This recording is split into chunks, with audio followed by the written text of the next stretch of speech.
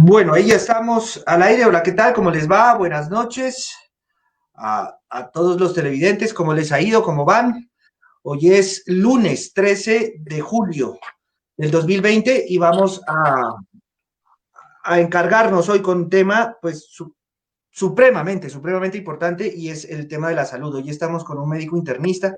Ya más adelante lo presentamos, ya Dianita Villarreal se encarga de presentarlo, esperamos que entre la gente y por supuesto le hagan las preguntas que deseen en cuanto a toda esta crisis que tenemos, mitos, verdades, de todo este tema de la pandemia que en realidad nos tiene cada vez más preocupados y así hay que decirlo así, es de preocupación porque a veces entramos en un momento de confianza y creo que ahí puede haber algo de peligro más adelante. Bueno, Dianita Villarreal, ¿cómo le va? Buenas noches, son las 8 de la noche, 3 minutos, ¿cómo ha estado? Muy buenas noches, Emilio. Un saludo a usted y a todos los televidentes de Regional, todas las personas que nos siguen, que nos están acompañando en este momento. Como usted lo dice, hoy tenemos un médico, él es médico internista, endocrinólogo, el doctor Iván Darío Hernández, de la Universidad Nacional de México. Eh, para todos los televidentes, cualquier cosa que quieran, cualquier duda, pueden escribirnos. Bienvenido, doctor. Muy buenas noches. Gracias por aceptar la invitación a Regional TV. Muy buenas noches, Carlos. Muy buenas noches, Dianita.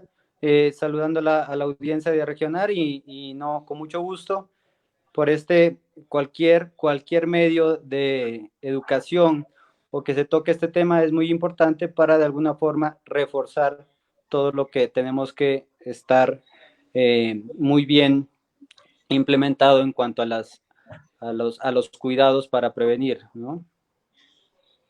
Así es, doctor. Al contrario, a usted muchas gracias por aceptar la invitación. Arranquemos por ahí, doctor, como médico internista o como más bien como personal de la salud. Usted que nos puede entregar varios mensajes.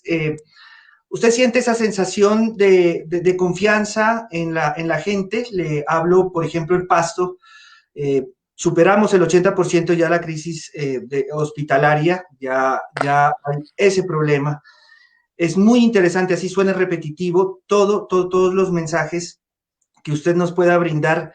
¿Y cómo ve eso? Usted también con sus raíces nariñenses, ¿qué puede pasar con una crisis hospitalaria para que la gente lo entienda? Y más adelante ya hablaremos de algunos tips, de algunos consejos o medidas más bien que usted nos pueda recomendar acerca de las personas que ya han sido contagiadas y también para las personas que aún no estamos contagiadas y que debemos seguir haciendo. Doctor, ¿cómo está? Bueno, yo creo que la situación no solo a nivel regional, departamental, es crítica, ¿no? A nivel de todo Colombia hay zonas muy álgidas y de mayor contagio, y uno de estos es nuestro departamento y algunos municipios, ¿sí? Pasto, Ipiales, Tumaco, son de los municipios con mayor número de casos. La situación es compleja, ¿por qué? Porque de alguna u otra forma ya estamos colapsando el sistema de salud y en este caso específicamente la unidad de cuidados intensivos. Si recordamos, pues a nivel departamental son varios municipios, pero pocos son los municipios en donde hay unidades de cama de cuidados intensivos. Para especificar, Pasto, Ipiales, Tumaco y Túquerres son los únicos municipios que tienen disponibilidad de camas en cuidado intensivo. Y recordemos que esas camas están para toda la población nariñense, alguna población de la parte baja del Putumayo.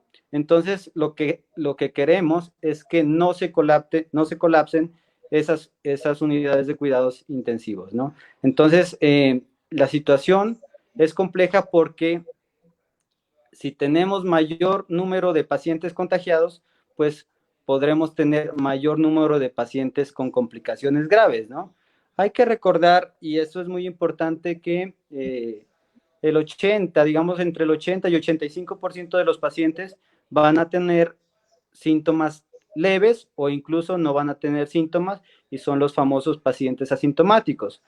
Pero un 15-20% van a requerir hospitalización y un 5%, de un 3 a 5%, van a requerir unidad de camas de cuidados intensivos. Es decir, de 100 personas, 40 personas a lo mejor no van a sentir nada, son los pacientes asintomáticos, 40 personas van a requerir hospitalización y entre 10 a 15 y entre 5, digamos, pacientes van a requerir unidad de cuidados intensivos, pero en 100 personas. Ahora, en 1000 personas ya serían 50 personas las que van a requerir cuidados intensivos y así. Entonces hay que recordar que nosotros no tenemos en total, con la ampliación de las camas y de los ventiladores que se ha propuesto por todas las gestiones del departamento del señor gobernador, se ha ampliado un total, si no estoy mal, de 65 camas en unidad de cuidados intensivos, pero la gente debe entender que esas camas que están en unidades de cuidados intensivos no son todas para pacientes con enfermedad, la COVID-19. Recordemos que también hay pacientes que requieren de esas camas de cuidados intensivos, pacientes con trauma, pacientes con cardiopatías severas, infarto agudo de miocardio, otras patologías que requieren manejo en unidad de cuidado crítico. Entonces, si fuera de eso colapsamos porque tenemos realmente un desorden individual, ¿sí? Entonces vamos a colapsar y va a haber un mayor número de muertes a nivel departamental. Entonces, la situación es compleja porque de alguna otra forma yo sé que por falta de recursos, por falta de educación, ¿sí? No hay cuarentena indefinida sostenible. Hay gente que de alguna otra forma va a salir a buscar alimento para su familia, hay gente que va a tratar de trabajar porque es la única opción que le queda, pero debemos cuidarnos y hacer las cosas adecuadamente. ¿Sí me hago entender? Si esas personas que salen de alguna otra forma utilizan su tapabocas, tienen distanciamiento personal, realizan el lavado frecuentemente de manos, pues el riesgo de contagiarse o contagiar es menor. Pero lo que pasa es que hay un desorden individual donde hay personas que de alguna otra forma salen, utilizan mal el tapabocas, hacen aglomeraciones de gente. Entonces, esas son las personas que no cumplen y tienen mayor riesgo de contagiarse, y no solo contagiarse ellos, sino también contagiar a las familias, que es lo más preocupante, ¿no?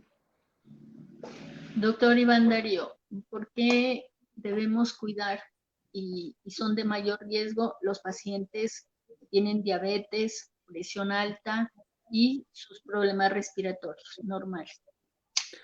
Bueno, hay que tener cierta precaución en eso. Una, las personas hipertensas, diabéticas, son generalmente personas, en un porcentaje mayor, son personas adultos mayores, ¿sí? Entonces, se sabe que incluso la edad, la parte inmunológica va decayendo.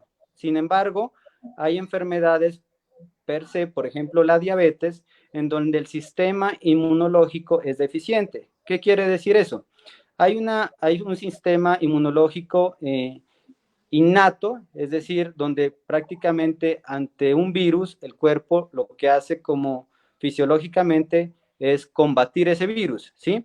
En el paciente diabético hay una alteración en esa respuesta, no hay unas células, no hay una fagocitosis adecuada, no hay una señalización en donde digan hay un virus y hay que atacarlos. Entonces la respuesta inmune del diabético es deficiente y por eso el paciente diabético tiene mayor riesgo de contraer no solo estas infecciones virales, sino otro tipo de infecciones.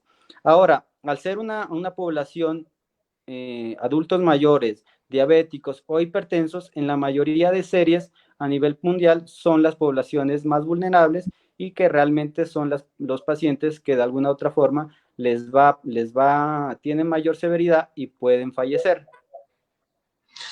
Doctor, hay, pues nos han venido diciendo, y creo que todos lo hemos entendido, que vámonos a las personas que lastimosamente, infortunadamente llegan a UCI, ¿no? Sabemos que son las personas que están por encima de cierta edad, las personas que, como bien lo decía Diana, personas que tienen enfermedades de base, pero esto cada vez va avanzando y hay casos de personas que ni han sido por encima de esa edad, ni han tenido enfermedades de base y lastimosamente llegan a la UCI. Todos sabemos que esto es una pandemia, esto es nuevo, es un virus que hasta los mismos especialistas epidemiólogos es muy difícil saber qué puede suceder.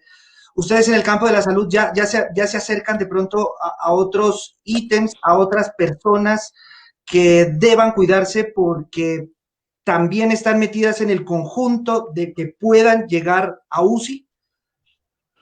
Lo que pasa es que de esta pandemia nadie estaba preparado, recién estamos aprendiendo y ni siquiera estamos aprendiendo de los países que aún están aprendiendo. Entonces, la situación, como usted lo dice, es difícil porque hay reportes y tenemos colegas que han fallecido sin ninguna enfermedad crónico-degenerativa, sin ninguna patología, y aún así la respuesta de severidad que los lleva a una unidad de cuidado crítico que no resulta favorable y los pacientes fallecen.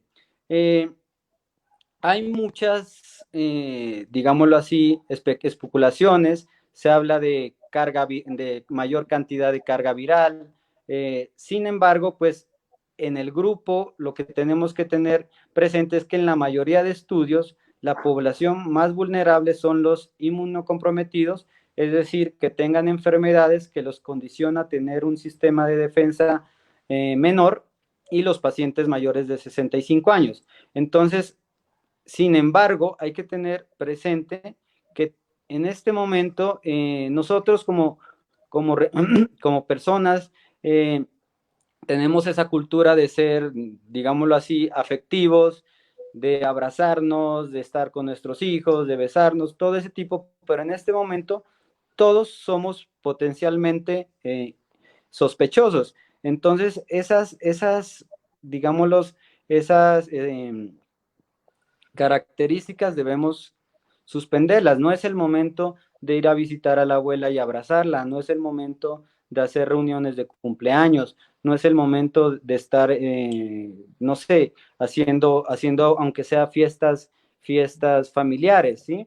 Entonces, la situación es para todos y todos como grupo y todos como familia y todos en nuestro trabajo debemos no solo cuidarnos, sino cuidar a los demás. Entonces, las únicas medidas que han sido efectivas para tratar de detener esta pandemia son el distanciamiento, el lavado de manos frecuente y el uso de tapabocas. Ahorita es lo único que ha logrado frenar la pandemia. Y les doy un caso específico. Si ustedes recuerdan, hace algunas semanas, la situación en Leticia, en el Amazonas, fue muy, muy grave, ¿sí? Entonces, ¿qué pasó? Llegaron unas unidades de cuidado intensivo, pero cuando llegaron esas unidades de cuidado intensivo, no había una planta de oxígeno, no había el personal capacitado, es decir, que a pesar de que tenían los ventiladores, no había el recurso humano capaz de solventar esto. Entonces, ¿qué hicieron las autoridades? Ser más estrictos, cerrar las fronteras, asumir los pacientes positivos a un aislamiento estricto, educación, mayor cerco epidemiológico de esos pacientes que resultaron ser positivos y de alguna otra manera se logró contener esa pandemia en esos lugares. Entonces nosotros lo que debemos hacer es lo mismo, cuidar y cuidar a las demás personas, educando y siempre estando con las mismas medidas que el gobierno ya nos ha venido diciendo desde hace más de varios meses. Perdón, Dianita, escúcheme, es que el doctor habló de carga viral. Si la entiendo bien, la carga viral es que, por ejemplo, puede ser una persona que no ha tenido, no es diabético, no ha tenido enfermedades de base, no supera los 65 años de edad, pero la carga viral, si la entiendo bien, doctor, quiere decir que si estoy en un sitio con varias personas, digamos, pongamos el ejemplo, 5 personas, de las cuales de las 5 personas, 3 están contagiados. No es lo mismo que yo reciba el virus de 3 personas que recibirlo de 10 o de una. Eso se refiere a la carga viral y eso me puede llevar a mí a la UCI independientemente que no pertenezca al grupo famoso de la edad y de las enfermedades de base. ¿Sí es así? Sí, Carlito, lo que usted dice es exacto, ¿no? Por eso hay reportes, incluso donde hay una pareja de esposos, donde el esposo sale positiva y la esposa salió negativa. Entonces se asume o se cree que la carga viral pudo ser menor y hay personas que de alguna manera irresponsable tratan de hacer, digámoslo así, una inmunidad de rebaño exponiéndose en fiestas donde las noticias salen, los famosos COVID party, las fiestas donde se exponen a infectarse para de alguna otra forma tener esa inmunidad. Y eso es lo más grave. Si uno se expone, realmente no puede saber si uno va a tener síntomas leves o realmente puede llegar a tener un grado de severidad que lo lleve a una unidad de cuidado intensivo.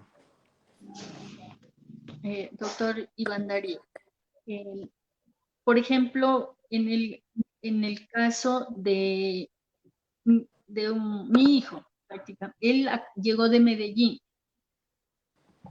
¿Qué cuidados debo tener?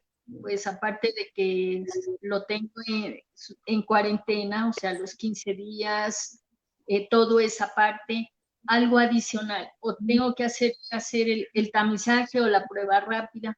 ¿Qué debo hacer en el caso de? Mira, realmente anteriormente uno prevenía si venían de lugares donde habían casos, un mayor número de casos. Es decir, si los pacientes venían de Cali, si venían de Medellín, si venían de Tumaco, si venían de Ipiales, en nuestro municipio teníamos mayor, digámoslo así, prevención. La situación es muy diferente. Nosotros ya superamos el número de casos de Ipiales, incluso ya superamos algunos municipios de Antioquia. Entonces, realmente no es cuidar al paciente que viene de alguna otra forma, sino hacer las cosas igual, ¿sí? Como grupo, en este momento todos debemos, como dice, remar hacia el mismo lado. Entonces, hay que aislarse. Si uno, ¿sí?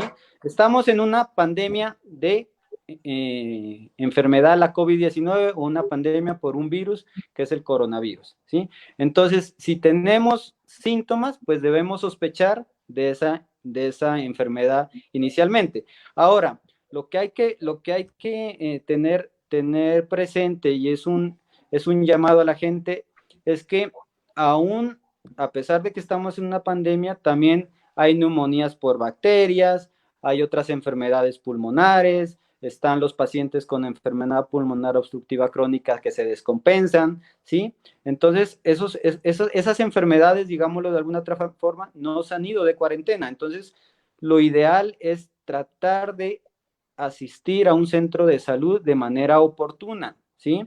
Entonces, si el paciente tiene síntomas leves, dolor de cabeza, fiebre, pero no tiene algún otro signo de alarma. ¿Cuáles son los signos de alarma? Sensación de opresión en el pecho, dificultad para respirar, sensación de que el aire le falte, de que se fatigan solo con subir las grasas, cualquier cosa, pues hay que tratar de asistir a un centro de salud, o incluso tenemos líneas telefónicas. La gobernación ha puesto a disposición líneas telefónicas donde uno puede pedir asistencia en caso de tener dudas de ir o no ir a un centro de salud. De esa forma, pues lo ideal es llegar de manera oportuna. Entonces, si el paciente tiene síntomas, hay que consultar. Si el paciente no tiene síntomas, ¿sí? Es asintomático y tiene un factor de riesgo o tiene un caso, es decir, un caso positivo en mi trabajo, en mi familia, hubo un paciente que salió positivo para esta enfermedad y yo de alguna u otra forma tuve contacto, mi deber y mi responsabilidad es aislarme, ¿sí? Durante 14 días. Es mi deber, ¿no? Realizarlo. Si ya tengo síntomas, pues lo ideal es aislarme, notificarlo. Si tengo alto riesgo, pues acudir al centro hospitalario, a mi IPS, que me tomen que me tomen la prueba. Si la prueba salió negativa, pues no tengo la enfermedad, y si salió positiva, debo aún ser más estricto en el aislamiento, y no solo de manera personal, sino los más cercanos a mí. En este caso nos deberíamos aislar por completo la familia, ¿no? Bueno, vamos con seguidores. Lore, ella es muy seguidora nuestra. Un saludo, Lore. Excelente programa y qué bueno saber que el departamento de Nariño cuenta con un nuevo subespecialista en endocrinología y que los monopolios desaparezcan. Eso dice, muy importante. Giancarlo Goyes Burbano, gran invitado y con todas las estadísticas claras en el departamento en cuanto a la situación actual. Jesús Armando Erazo, saludo, diputado, concuerdo, dice, el hecho de que se tenga que salir no implica que hagamos uso indebido de los mecanismos de autocuidado. El tapabocas debe cubrir nariz y boca, no el cuello. Lo que acaba de decir el asambleísta Jesús Armando Erazo es muy cierto, ¿no? Lo estamos viendo que la gente lo está usando muy mal. Nariz y boca, por favor, cuando salgan, y a 2 metros. Mire que, bueno, aquí lo anoté, la famosísima ivermectina, ¿no? Que en Cali, en el Valle, ya la autorizaron, el Ministerio de Salud Nacional, el Ministerio de Salud ya dice que de pronto no, bueno, en fin. Lo dicho, esto es algo novedoso y hay que irlo estudiando, hay que irlo trabajando, es un virus que va avanzando y nadie tiene la última palabra en este sentido. Sin embargo, doctor Hernández, el tema de la ivermectina, ¿cómo es? ¿Cuándo se debe utilizar? ¿A qué pacientes? Y es un antidesparasitante, ¿no? Explíquenos un poco acerca de esta medicina.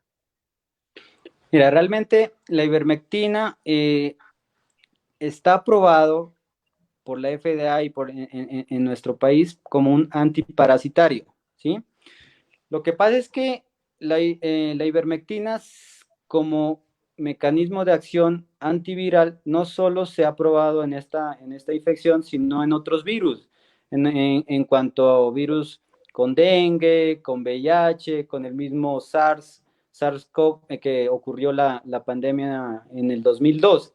Entonces, lo que se ha demostrado, y eso fue un estudio australiano, demostró que in vitro, ¿qué quiere decir in vitro? Que en una placa, en un laboratorio, demostró que utilizando la ivermectina disminuyó la replicación viral de este virus, la capacidad del ARN de reproducirse, digámoslo de alguna manera, 5,000 veces en 48 horas. Pero eso fue in vitro, una cosa es in vivo, y lo que se cree in vitro en el laboratorio es que para realizar lo mismo para obtener el mismo resultado que se obtuvo en ese laboratorio en pacientes, la dosis de ivermectina debe ser muy elevada, y al ser muy elevada puede causar efectos adversos, y pueden ser efectos adversos severos. La neurotoxicidad, incluso hay reportes de ceguera y otros efectos adversos. Entonces, en este momento, debemos ser claros que la ivermectina no está aprobada para tratar enfermedad COVID-19, ¿sí? Eso no lo debemos utilizar, y ese es un llamado de atención para no desabastecer este producto. ¿Por qué? En los hospitales, digámoslo así, el uso de un medicamento que sí se ha observado que ha demostrado disminución en la mortalidad es el uso de los esteroides en cuanto a la dexametasona en pacientes que requieren hospitalización o ventilación mecánica.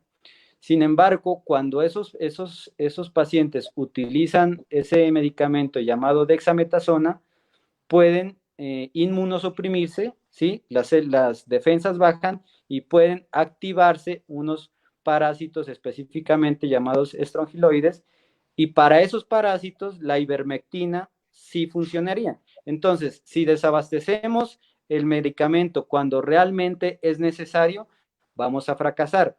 Como yo les decía al inicio, el 80% va a mejorar solo, ¿sí? Va a mejorar con acetaminofén, va a mejorar con líquidos, pero la enfermedad se va a desaparecer sola, ¿sí?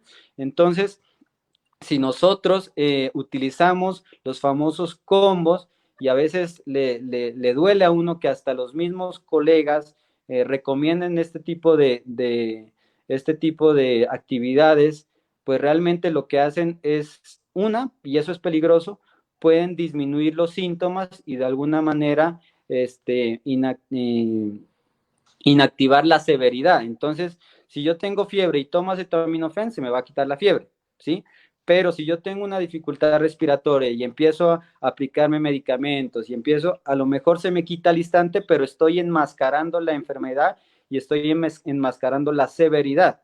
Y cuando ya quiero asistir al médico porque ya me siento mal, a lo mejor ya está demasiado tarde. Entonces, como les mencionaba, la enfermedad en la mayor parte de los casos va a desaparecer con o sin medicamentos, ¿sí? Va a desaparecer sola. Lo único que uno le recomienda es aislamiento, si tiene malestar o fiebre, tome acetaminofén y líquidos y estar con los signos de alarma, lo que les mencionaba. Si tengo dificultad respiratoria, si veo que mis condiciones clínicas van empeorando, lo que debo hacer no es tomar ivermectina, es consultar al centro de salud o al hospital de manera temprana, ¿sí? Entonces, muchos de los casos llegan en forma tardía y es cuando realmente el médico no puede ofrecer muchas alternativas. Entonces, Entonces, qué sí, pena sí. que no haga paréntesis ahí porque es un tema que lo han consultado mucho. Entonces, ivermectina, ¿cuándo sí y cuándo no? Aunque lo fue claro, como para dejarlo claro, porque así ha habido testimonios que por la ivermectina les quita los síntomas. Es que lo que te digo, o sea, yo le puedo decir, no es que lo quite los síntomas. La ivermectina en este momento en Colombia a nivel mundial no hay un estudio que apruebe la ivermectina como tratamiento eficaz para la enfermedad causada por COVID-19. Entonces, no se debe utilizar, ¿sí? La ivermectina no se debe utilizar en ningún paciente. Solo se debe utilizar en pacientes que tengan una actividad parasitaria, en este caso para los estrongiloides. Del resto, no se debe utilizar, ¿sí? Es decir, vienen protocolos en estudio y Cali, pues de alguna otra manera, lo que intentó a través del Hospital Universitario del Valle es hacer un ensayo clínico. Al inicio, si ustedes recuerdan, lo mismo pasó con la hidroxicloroquina. Fundación Valle de Lili lo inició y con el tiempo ya ensayos clínicos demostraron que incluso la hidroxicloroquina lo que producía es mayor mortalidad. Entonces, hasta que no tengamos ensayos clínicos y hacer medidas desesperadas en donde hay un fenómeno en donde todo el mundo empieza a opinar y empieza a decir y aparecen pseudolíderes lo único que causan es caos, confusión, desorden. Entonces, la ivermectina se puede utilizar solo si es en un ensayo clínico. Si no, lo ideal es que no se utilice. ¿Sí? Doctor Iván Darío, aprovechando pues su especialización en endocrinología, resulta pues que ahorita pueden algunos pacientes tienen el problema de hipotiroidismo. En este caso, pues porque está en la casa, no hace una buena dieta, todo eso, ¿qué recomienda usted? Realmente, miren, hay mucha confusión en cuanto a la enfermedad tiroidea y al sistema de autoinmunidad, ¿sí?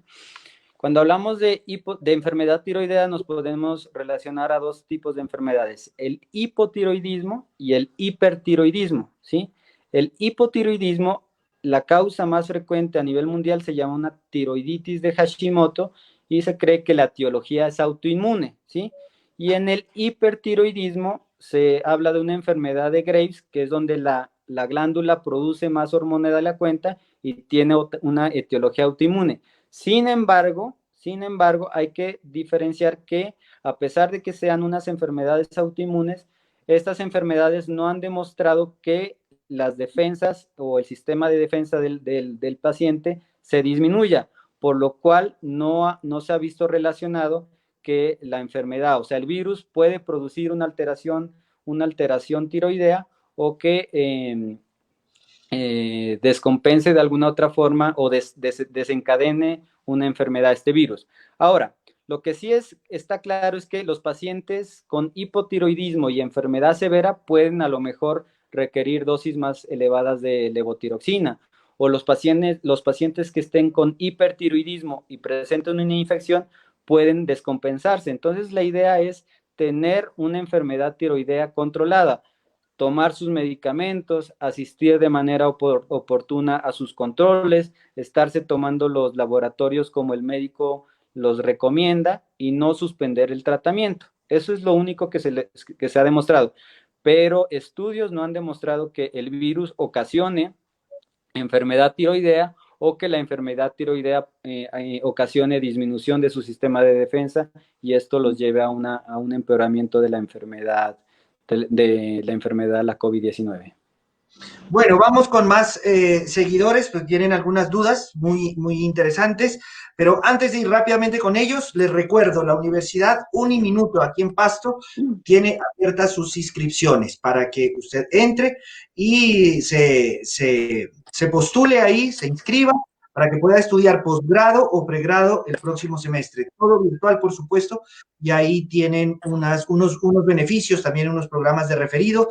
Entre a la umecuida.uniminuto.edu. Entra a esa dirección y encuentra todos los beneficios y, por supuesto, descuentos que puede encontrar para que pueda estudiar y en realidad no empiece este tema de deserción, porque ese es otro tema educativo que lo iremos tratando en esta semana, porque la deserción ya se está viendo, está avanzando en su porcentaje y realmente es preocupante.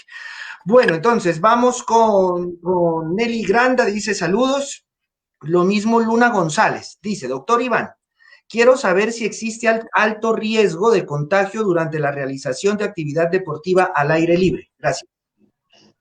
Mira, en cuanto a las recomendaciones en ejercicio, es que no vayan más de 4 personas y no vaya uno detrás del otro, sino que vayan de lado, ¿sí? Realmente el ejercicio, pues, favorece de alguna otra forma, es una medida de salud. Entonces, sí se recomienda, así como el gobierno lo ha establecido, pero que no haya más de 4 personas. Ahorita, como ustedes, se ha desbordado el uso de bicicletas, donde hay más de 10 personas reunidas. Eso, pues, a pesar de que estén haciendo algún tipo de ejercicio, también es exponerse a un contagio. Entonces, lo que realmente uno recomienda es que se hagan ejercicio realmente 2, máximo 3 personas y que vayan no uno detrás del otro, sino al lado, porque atrás, mientras uno va, se puede exponer el virus y la persona que viene atrás tiene mayor riesgo de infectarse. Entonces, de alguna otra manera, si van paralelo, pues ese riesgo disminuye.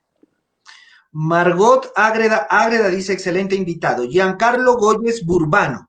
Doctor Iván Darío, fui diagnosticado con hipotiroidismo. ¿Cómo debe ser mi autocuidado en caso de que deba salir, por ejemplo, al banco, trabajo, etcétera? Es lo que les mencionaba. No hay estudios ahorita que el paciente hipotiroideo, el paciente hipotiroideo tiene el mismo riesgo de infección que un paciente que no tenga otra enfermedad. No ha demostrado que por sí el hipotiroidismo genere mayor severidad siempre y cuando esté controlado. ¿Cómo debe controlarse?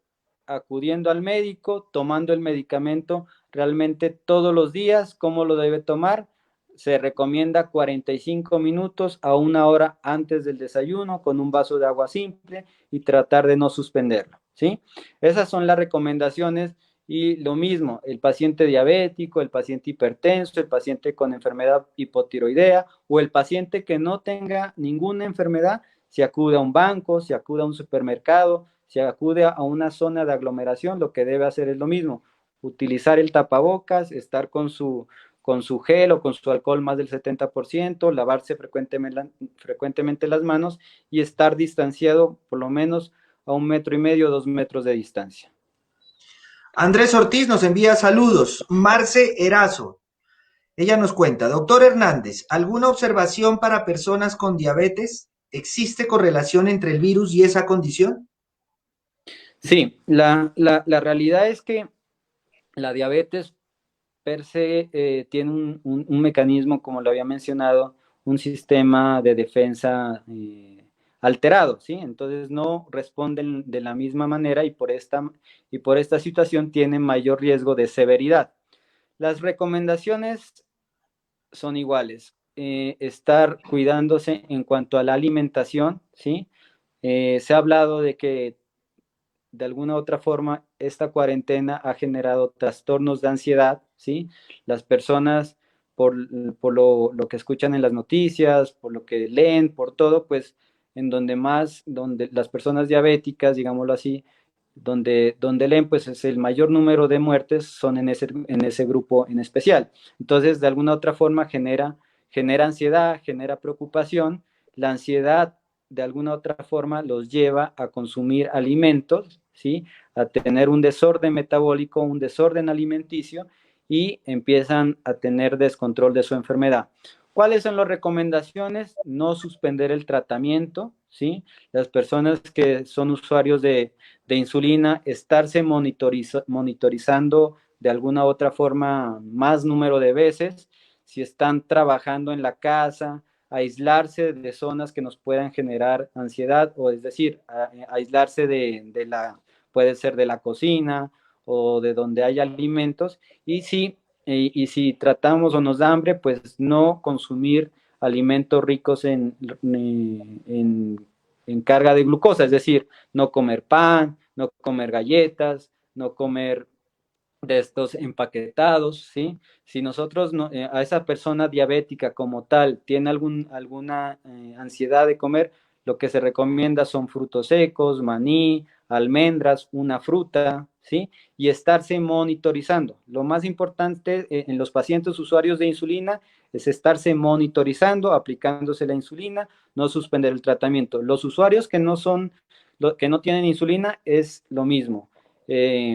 Dieta, ejercicio, actividad en casa. Hay muchos videos en YouTube que demuestran que a pesar de que haya una cuarentena se puede hacer actividad física en casa y tomar los medicamentos como su médico tratante los haya indicado, no suspender el tratamiento y asistir a sus controles, porque ese es el otro pico que nos está agravando el sistema sanitario. Son los pacientes crónicos que llegan descompensados porque no tienen un acceso a un sistema de salud y se descompensan, ¿no? El señor Carlos Andrés dice, doctor Iván, ¿hay posibilidad de que un paciente positivo para COVID y que ya haya superado la patología puede reinfectarse nuevamente con el virus? Esas, digámoslo así, se ha documentado o en diferentes estudios, se habla de reinfección, pero lo que realmente se ha demostrado es que no es reinfección como tal, sino es la detección de algunas partículas residuales del virus que quedan positivas. Lo que se habla es que el periodo como tal son 14 días. Hay pacientes que les hacen pruebas y suelen salir positivos a los 21 días, hasta los 28 días, pero generalmente lo que se documenta son residuos de partículas del virus que dan positividad, más no así la enfermedad va a reaparecer. Y ahí Entonces, sí lo contagiante es duro. ajá, por eso, los primeros 14 días son los más importantes, porque ese es el periodo donde realmente se puede contagiar y diseminar el virus. De ahí que las personas puedan salir positivos se han descrito casos hasta los 28 días, es diferente.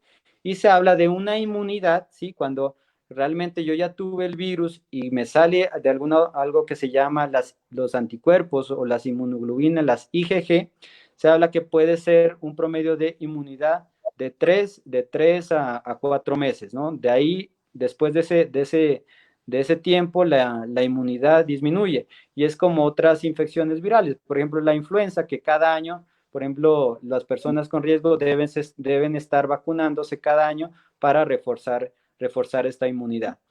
pero la reinfección como tal, a pesar de que hay casos descritos, lo que se cree es que la mayor parte son residuos de partículas del virus que dan positividad.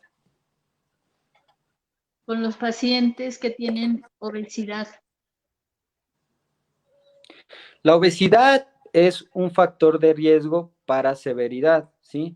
El estar obeso, el estar, digámoslo así, gordito, es una respuesta inflamatoria, es un estado hiperinflamatorio, la obesidad, y de alguna otra forma hay una liberación de unas sustancias como son las citoquinas que generan mayor alteración y mayor severidad. La otra es que eso por la parte del sistema inmunitario y la otra es por la forma estructural. No es lo mismo, ¿sí? Los pacientes que de alguna otra manera van a requerir ventilación mecánica y la otra es que por el peso tenga mayor presión y sea más difícil ventilarlos. Si ustedes recuerdan, hay algo que también marca en cuanto al tratamiento, que es el efecto de la pronación en los pacientes que requieren ventilación mecánica. ¿Qué quiere decir pronación? Que los ponen boca abajo, ¿sí? Entonces, imagínense ustedes un paciente obeso, ¿sí? Tratar no solo que esté en un estado va a estar, digámoslo así, en coma porque va a estar bajo efectos de los medicamentos, sino el grupo que va a requerir para realizar esas maniobras, ¿sí? Entonces, el paciente obeso tiene esos factores de riesgo, porque su sistema de defensa está alterado, porque el ser obeso es estar en un estado inflamatorio y porque por sí solo la obesidad va a producir una disfunción pulmonar marcada. Entonces, si a pesar de eso tiene otra enfermedad que es la infección o la enfermedad por la COVID-19, en donde hay el órgano más afectado va a ser el pulmón, pues el paciente tiene mayor riesgo de severidad y mayor riesgo de fallecer. Entonces, los pacientes obesos deben cuidarse y deben pues tratar de disminuir de peso. Si tienen algunas otras comorbilidades, tomar sus medicamentos adecuadamente y asistir a sus controles, que es lo que uno les recomienda. Tenemos varias preguntas. Jesús Arbato Erazo, el diputado, dice: doctor, ahora que viene verano en muchas partes de Nariño, ¿esto afecta la difusión del virus? Pues realmente la situación del virus depende. Hay algunos estudios que han demostrado que a nivel de cierta temperatura el virus disminuye, pero eso no es tan cierto, ¿sí?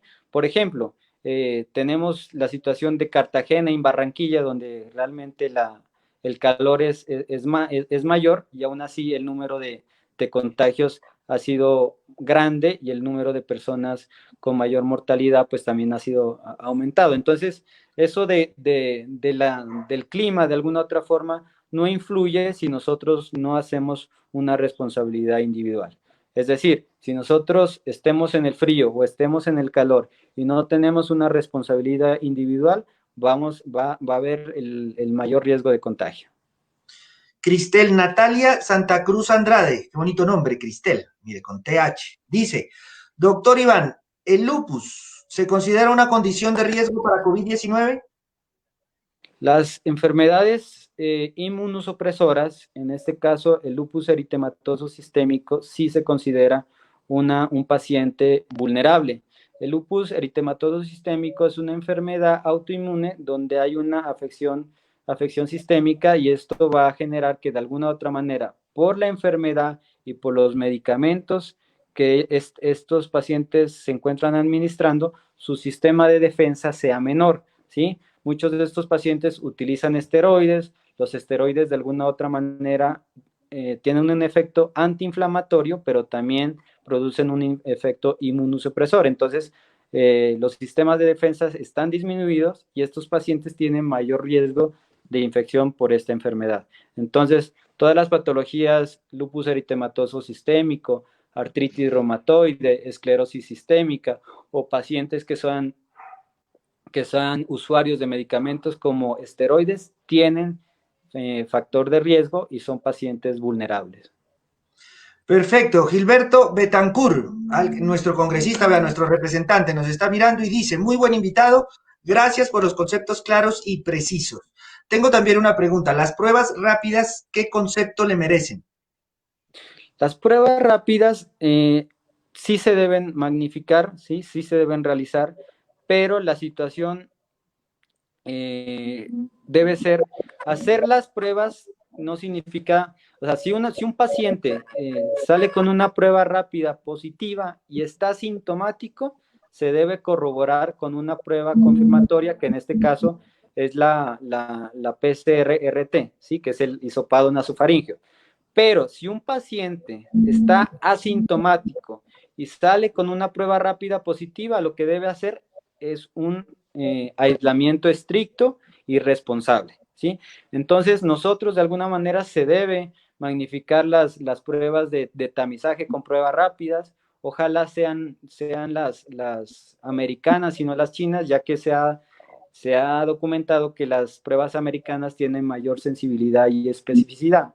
Entonces, de las pruebas rápidas, ahí ojalá se pudiera tener que son los anticuerpos o las IgG.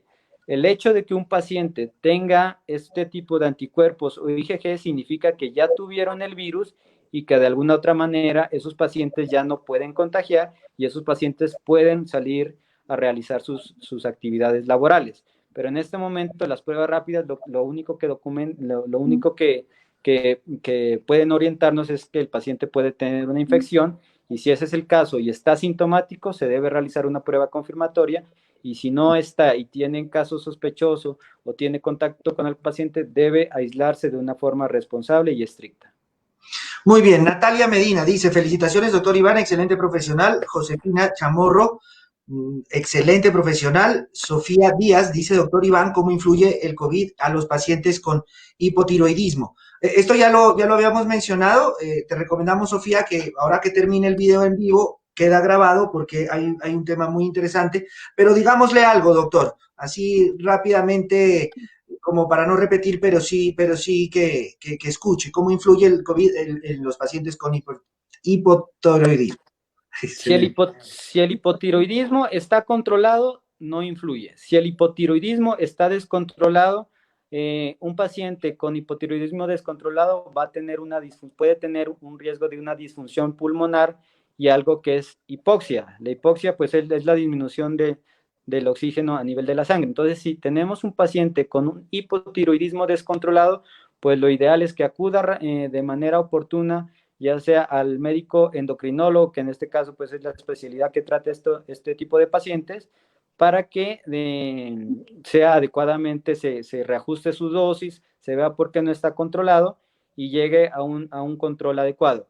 Si el paciente con hipotiroidismo está controlado, pues no tiene mayor riesgo. Rosita Pinchao dice, doctor Iván, un paciente con anemia ferropénica, ¿será? O ferropénica, no sé cómo perdón la ignorancia en ese concepto, ¿se considera de alto riesgo? Pues la anemia ferropénica es una anemia carencial, ¿sí? Es una anemia donde pues prácticamente hay un déficit de nutriente, que en este caso es el hierro, y no se ha visto, no se ha reportado estudios que digamos que el tener una anemia ferropénica vaya a generar mayor severidad. Lo que se recomienda es buscar la causa de esa anemia. Puede que sea por causas crónicas, un sangrado crónico, que sea por déficit como tal de la nutrición, pues mejorar la ingesta de alimentos ricos en hierro, que pueden ser las verduras, los vegetales verdes, la carne roja, remolacha u otros alimentos. Bueno, recordamos a todas las personas que nos están mirando que el doctor, muy amablemente, con esa solidaridad, nos va a obsequiar una consulta para ustedes. Por supuesto es virtual y pues necesitará, pero sí, por supuesto, generar consejos, tips, mitos, bueno, no, para que lo hablen. Entonces ahora les decimos cómo, porque ya tenemos que ir acercándonos a nuestro final lastimosamente, porque en realidad es muy importante, son muy importantes estos temas. Andrea Cifuentes. Doctor Iván, los pacientes que han superado la infección por COVID-19, su inmunidad, ¿por cuánto tiempo queda? ¿Es permanente o temporal? Pues mira, realmente los estudios que se han avalado han demostrado una inmunidad cerca de 3, 4 meses, donde después de eso, esa inmunidad ya ha disminuido, ¿sí? Entonces, realmente hay que tener presente, y este es un mensaje, que esta enfermedad vino y así como vino, se va a quedar. Esta enfermedad no va a desaparecer. De alguna otra forma se habla de una inmunidad de rebaño, que es cuando un gran porcentaje de la población ya se haya contagiado, pues miraremos y va a pasar a ser una simple, digámoslo, una gripe, ¿sí?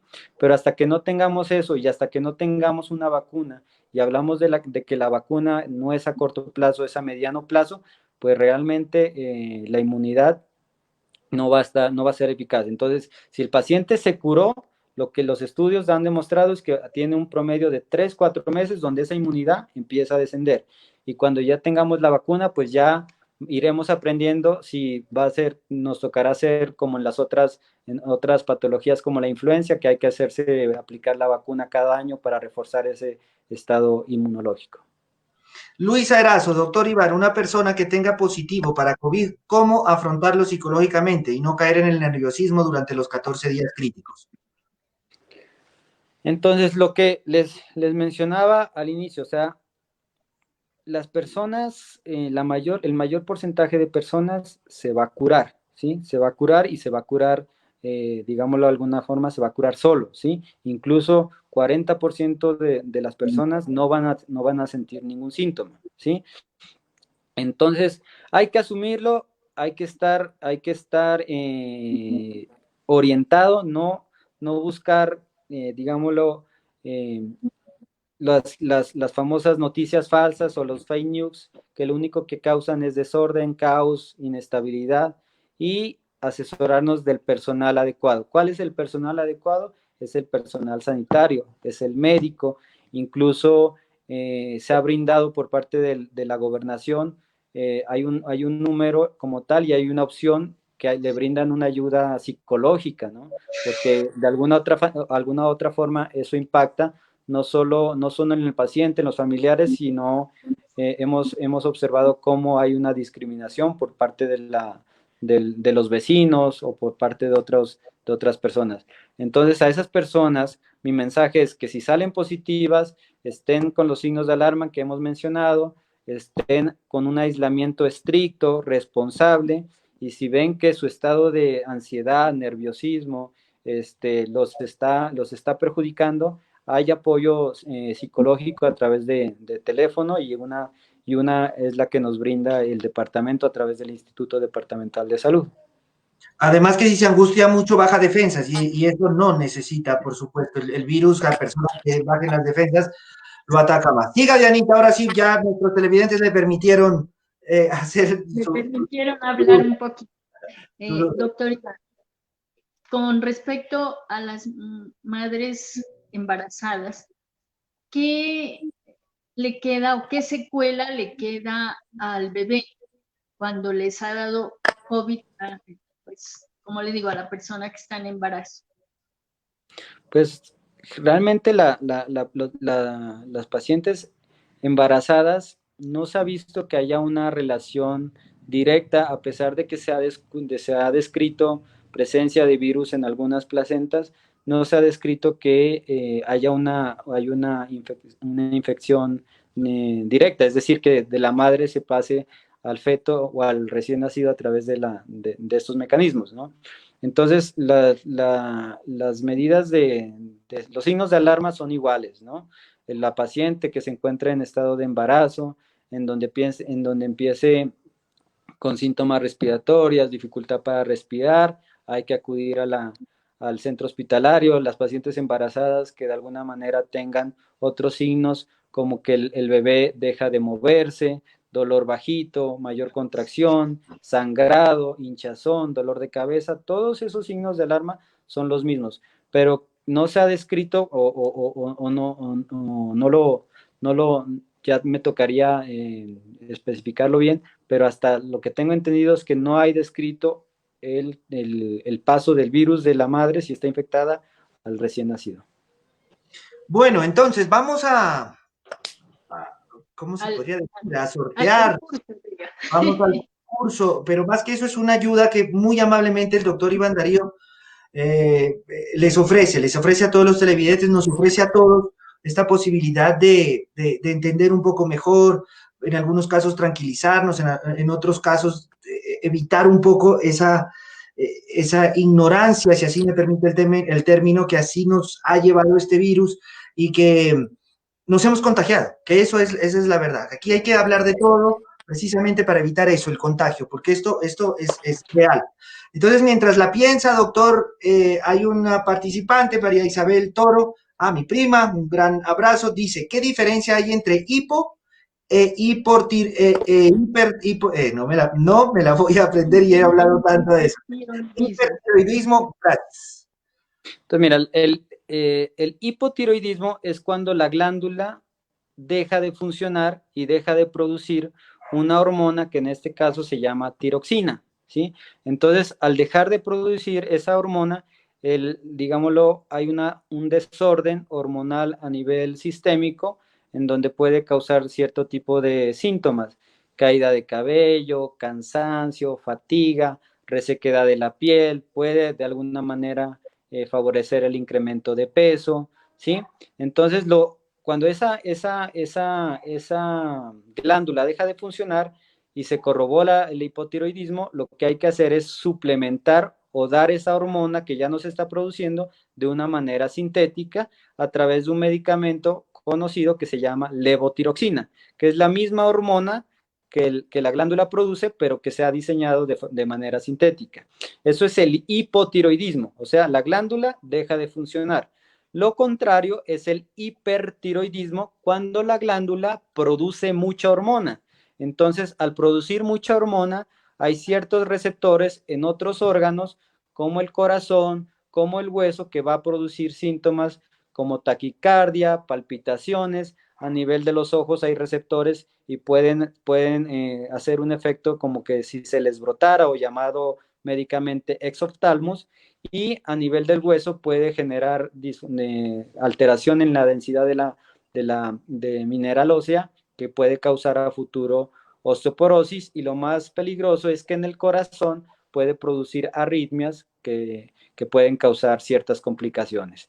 Entonces, el hipertiroidismo es con lo contrario, es el exceso de hormonas tiroideas, y debe consultar de manera prioritaria donde el endocrinólogo, para ofrecerle un tratamiento donde se bloquee esa glándula y no produzca niveles elevados de esta hormona.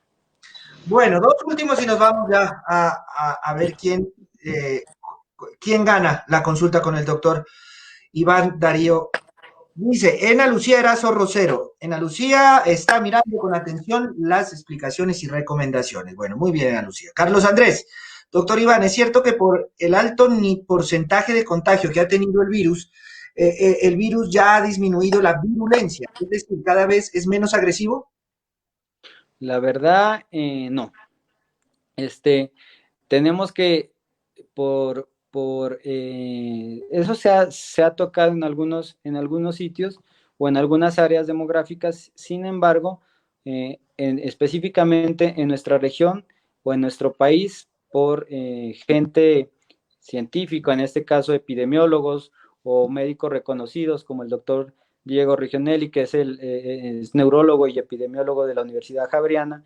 Él documenta que más o menos nuestro pico va a ser a finales de agosto e inicios de septiembre.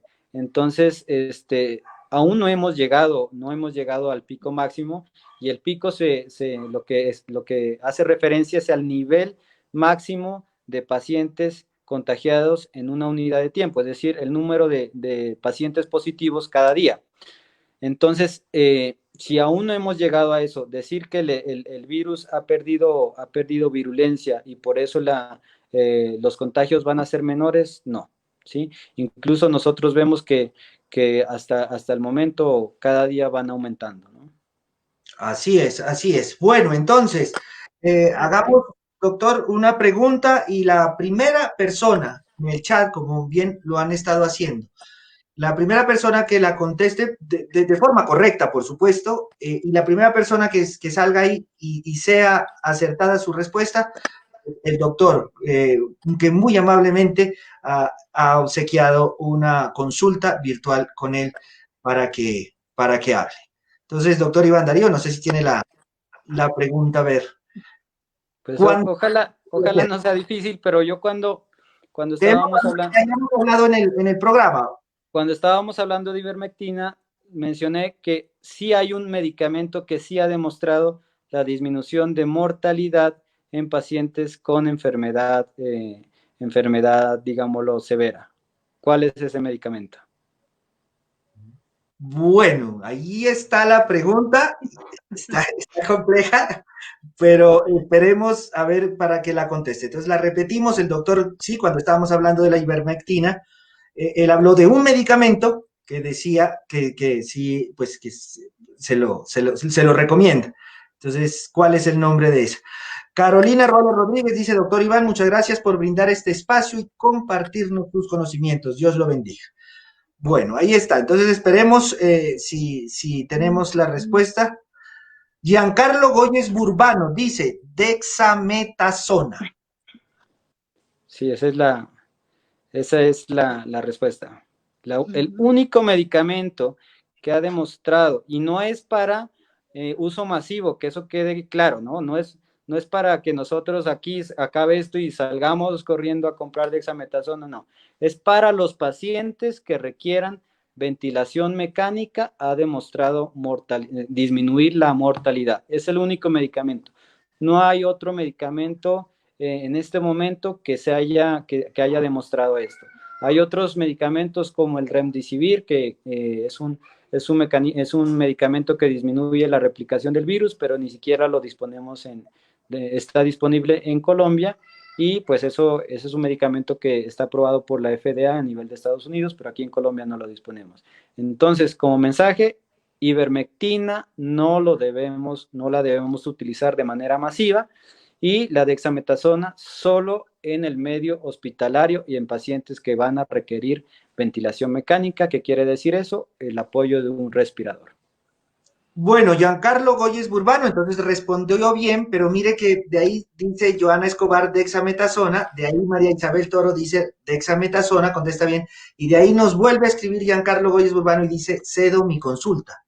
Entonces, pasaría en su orden, porque esto es quien lo haya escrito de primero, pues Joana Escobar es quien gana.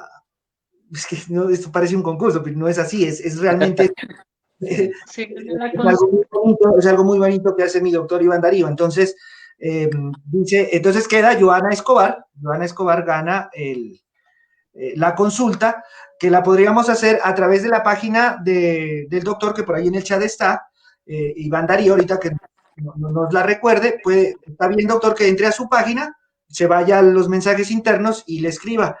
Joana Escobar le va a escribir, le va a decir, yo gané la consulta en Regionar TV, y ahí se ponen de acuerdo en todo, por supuesto. Me parece que así está bien. Entonces, sí, no hay ningún problema, así está bien, y por interno pues le daremos, recordando también algo. Nosotros ofrecemos nuestro servicio en la IPS Unimedic, tenemos todas las medidas de bioseguridad. Unimedic está ubicado en la Avenida de los Estudiantes, en el barrio Versalles, y también ofrecemos otra serie de servicios, ¿no? Está medicina interna, está cardiología, está pediatría, está gastroenterología, está nutrición, y pues nosotros cumplimos con todas las normas de bioseguridad que el gobierno ha dispuesto. O si Janet está bueno, ahí se ponen de acuerdo, pero si está aquí, se podría hacer la consulta física, pues también sería como fabuloso, ahí se ponen de acuerdo. Bueno, Joana Escobar entonces ya nos contesta, nos pone bien, muchas gracias. Entonces Joana habla con él por el interno ahí en la página, ya la mencionó, es muy fácil de encontrarlo, y Mandarío Narváez, ya ahí está. Entonces, ahí ya entra, y una consulta física pues sería chévere. Nos vamos despidiendo, dice doctora Janet Realpe, dermatóloga pediatra. Doctor Iván Darío, muchas gracias por sus recomendaciones y su información actualizada. Joana Escobar ya sabe de la consulta. Bien, muchas gracias. Jimena Rutero, información clara y concisa, excelente. Muchas gracias, doctor Iván. Adriana Idali Erazo, doctor Iván, desde Palmira Valle, un saludo respetuoso, gracias por su profesionalismo y don de gentes. Así es. Doctor, entonces, antes de irnos, ¿qué le preocupa a usted como persona? Pues realmente me preocupa es la que ya llevamos, ya llevamos cerca de 4 meses y a pesar de que todos los días de alguna otra forma el presidente sale en su horario habitual y la mayor parte de los mensajes es lo mismo, es las mismas recomendaciones, el distanciamiento social, el lavado de manos de frecuentes, el uso adecuado de tapabocas, nosotros no somos de alguna manera responsables, ¿sí? Entonces me preocupa que a pesar de que se hayan hecho algunas medidas, no vamos a digámoslo así, a obtener el resultado que inicialmente se quiso, que es evitar el colapso del sistema sanitario. Y recordemos que a pesar de que hay ventiladores, y eso lo único que genera es expansión de las camas, más no la capacidad. ¿Sí me hago entender? O sea, una cosa puede ser que tengamos 10 ventiladores, pero si esos 10 ventiladores no tienen un intensivista líder, no tienen un personal adecuado que lo sepa manejar, no tienen un grupo de enfermería, esos 10 ventiladores no van a servir, ¿sí? Y si nosotros colapsamos el sistema de salud, créanme que van a ser muchas las personas que van a fallecer. Y eso es lo que me preocupa, que a pesar de todas las medidas de prevención que se han instaurado, nosotros no tenemos una responsabilidad individual. Y de alguna otra manera debemos ser conscientes, prudentes y pacientes, ¿no? Hay que tener prudencia y lo digo por líderes o pseudo líderes que lo único que generan con sus trinos y con sus mensajes es generar confusión, generar caos y un desorden total. Entonces hay que tener prudencia. En este momento no se vale la política. En este momento todos tenemos el mismo riesgo, sean izquierdistas, sean derechistas, sean del centro, todos debemos caminar hacia el mismo horizonte y debemos hacer las mismas causas y en este momento lo peor que podemos hacer es tener discrepancias. Ese es mi llamado y el mensaje final es hacer lo mismo, obedecer, ser responsables, cuidarnos y cuidar a nuestros seres queridos, a nuestros pacientes, a nuestros compañeros, a nuestros amigos.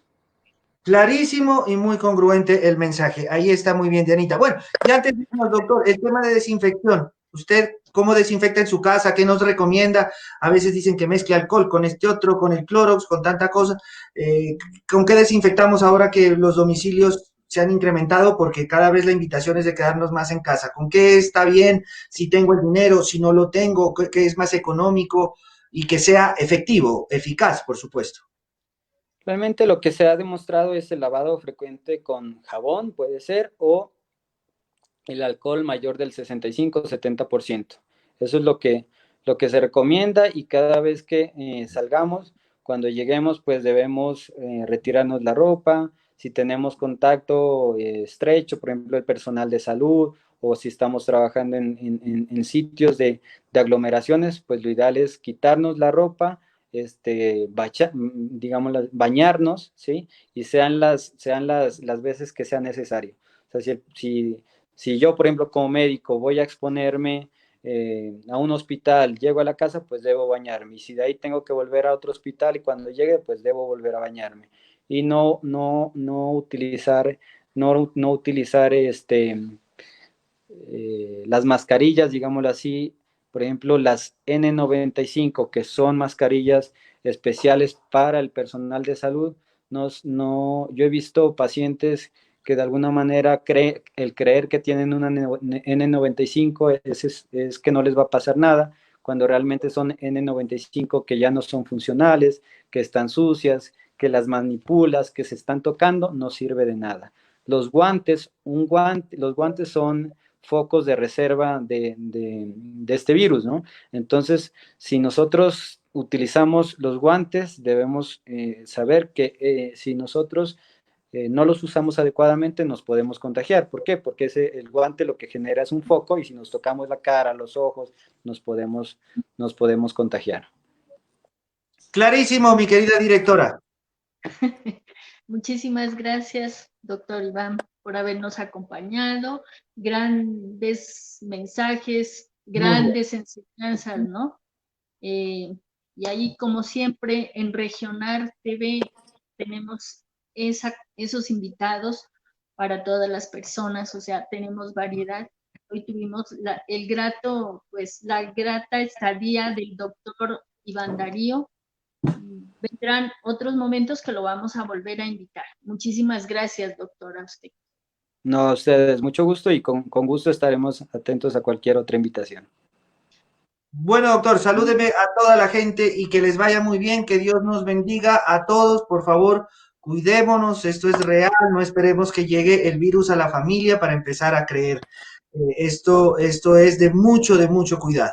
Entonces, nos vemos mañana, mañana con un invitado, el senador Jorge Enrique Robledo. Mañana lo tenemos para hablar un poco acerca de, como bien decía el doctor, esto no es ni de azules, verdes, rojos, amarillos, pero es muy interesante tener a estas personas para ver qué están pensando desde allá, de ahí vienen todas estas políticas de salud, a ver qué viene. Bueno, mañana nos vemos, televidentes, muchas gracias. De nuevo, doctor Iván Darío, Dios lo bendiga, muchas gracias. Muchas gracias, hasta luego y bonita noche. Igualmente. Dianita, ahí tenemos datos, sus datos. Pico y cédula para mañana 7, 8 y 9. Quiere decir que las personas de 7, 8 y 9 son los que pueden salir a hacer sus diligencias. Y es repetirlo, pero debemos hacerlo. Pico y placa 4 y 5, ¿no? El tapabocas y todas las recomendaciones que nos dio el doctor en este momento, tratemos de seguirlas. Y como dijo Emilio, solamente cuando ya tenemos un ser cercano que se encuentra en una clínica, entendemos que esto es verdad y esto es real, está pasando, y si no nos cuidamos, las consecuencias van a ser más delicadas y nos vamos a ver más afectados. Así que a seguirnos cuidando y una feliz noche. Muchas gracias. Gracias, Emilio. Gracias, doctor. Hasta luego. Joana Escobar, no se olvide que ya habla con el doctor. Ahí tenemos la página pegada, habla con él y se inscriben internamente y que lo aproveche al máximo, por supuesto, y sea de beneficio y que le vaya muy bien en su salud. Hasta luego, hasta mañana, que les vaya bien.